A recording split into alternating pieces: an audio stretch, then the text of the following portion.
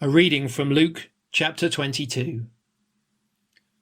A dispute arose among them as to which of them was to be regarded as the greatest.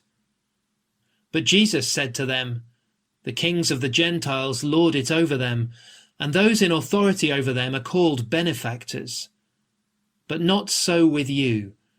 Rather, the greatest among you must become like the youngest, and the leader like one who serves. For who is greater, the one who is at the table or the one who serves? Is it not the one at the table? But I am among you as one who serves. You are those who have stood by me in my trials, and I confer on you, just as my Father has conferred on me, a kingdom, so that you may eat and drink at my table in my kingdom, and you will sit on thrones judging the 12 tribes of Israel. Simon, Simon, listen. Satan has demanded to sift all of you like wheat. But I have prayed for you, that your own faith may not fail. And you, once you have turned back, strengthen your brothers." And he said to him, "Lord, I'm ready to go with you to prison and to death." Jesus said, "I tell you, Peter, the cock will not crow this day until you have denied 3 times that you know me." He said to them, "When I sent you out without a purse, bag, or sandals, did you lack anything?" They said, "No, not a thing."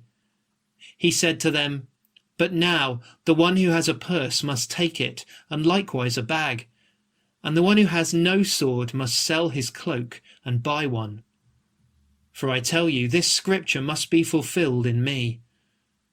And he was counted among the lawless. And indeed, what is written about me is being fulfilled. They said, "Lord, look, here are 2 swords." He replied, "It is enough." He came out and went, and as was his custom, to the Mount of Olives, and the disciples followed him. When he reached the place, he said to them, "Pray that you may not come into the time of trial." Then he withdrew from them about a stone's throw, knelt down and prayed, "Father, if you are willing, remove this cup from me. Yet not my will, but yours be done." Then an angel from heaven appeared to him and gave him strength. In his anguish he prayed more earnestly, and his sweat became like great drops of blood falling down on the ground. When he got up from prayer, he came to the disciples and found them sleeping because of grief. And he said to them, "Why are you sleeping? Get up and pray that you may not come into the time of trial." While he was still speaking, suddenly a crowd came, and the one called Judas, one of the 12, was leading them. He approached Jesus to kiss him, but Jesus said to him, "Judas, is it with a kiss that you are betraying the Son of Man?" When those who were around him saw what was coming, they asked, "Lord, should we strike with the sword?" Then one of them struck the slave of the high priest and cut off his right ear. But Jesus said, "No more of this." And he touched his ear and healed him. Then Jesus said to the chief priests, the officers of the temple police, and the elders who had come for him, "Have you come out with swords and clubs as if I were a bandit? When I was with you day after day in the temple, you did not lay hands on me. But this is your hour and the power of darkness."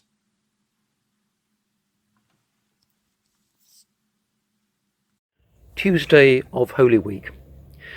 The powers of darkness have begun to gather and to circle, at first secretly and then more openly, around Jesus. The weather doesn't seem to suit such an observation.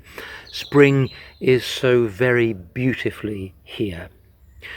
And yet, the powers of darkness gathering and secretly circling is perhaps very close to what some people know in their lives today. Yesterday evening, I was asked to engage with a naval service family. The serviceman is in hospital. He's a sportsman. He's in the prime of life. And he is now in a coma, in a ventilator. And as I speak these words, I find myself thinking of him and of his family. This is your hour and the power of darkness, says Jesus to the chief priests and the officers of the temple police and the elders who have come out for him. And I wonder, do we perhaps imagine that this is things going wrong? You know, if only Judas hadn't been moved to betray him, or if the chief priests had been a bit more open-minded.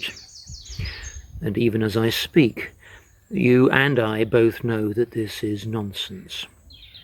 There will always be Judas the betrayer, and the temple authorities will always be corrupt. And the passion narrative, as it's called, where the word passion means suffering, is not concerned with some unfortunate turn of events that might not have occurred in some better world, but is concerned rather with showing us that in the world as it is, our world, so drenched, so immersed in suffering, God is present. God is here. And that suffering forms part of a much bigger picture, a much bigger story, of which it would be wrong to say too much just now, for Easter is not yet. And so, for now, just this, that if we will follow him, if we'll take just a few tentative steps along that road of self-emptying that he trod so fully, trod to the end. And let's be honest about this, a few tentative steps is the best any of us will ever manage. If we do that, we will find ourselves less trapped, less driven by that vain and yet compulsive attempt to escape from the suffering which is the condition of all our lives, even the life of the one who was and is God with us, to whom be glory now and always. Amen.